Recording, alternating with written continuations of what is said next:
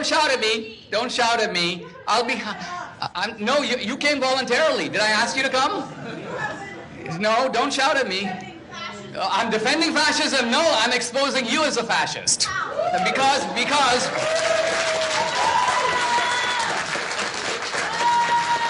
Do you realize... I'll tell you how. You asked me a question. Hold on. How am I a fascist with people who are hurtful and raped, and there's rapists who are still in the camp?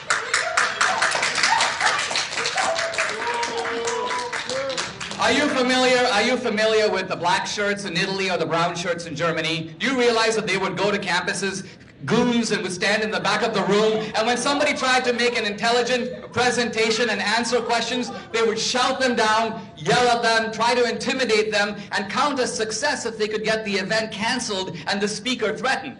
But see, the problem is, sometimes you get speakers like me who are not scared of people like you. We recognize your frauds.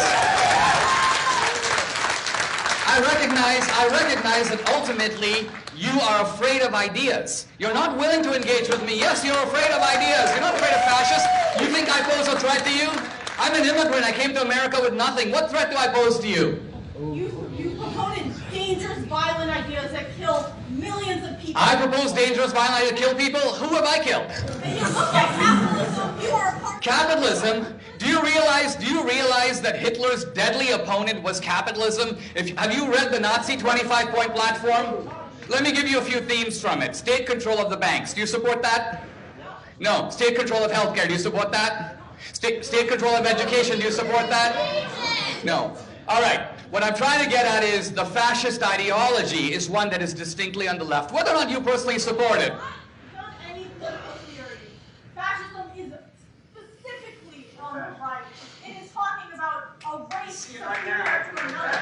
You are not saying it about the left has problems. The left has been co-opted. All right, hold on. I don't look. In fairness, there's going to be plenty of time to engage you. But let me just say this.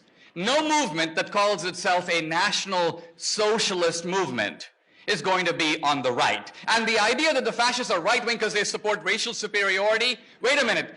The guy who showed the Ku Klux Klan movie in the White House was Woodrow Wilson, a progressive Democrat. So progressivism was married to racism at the hip. Liberals love the word fascist.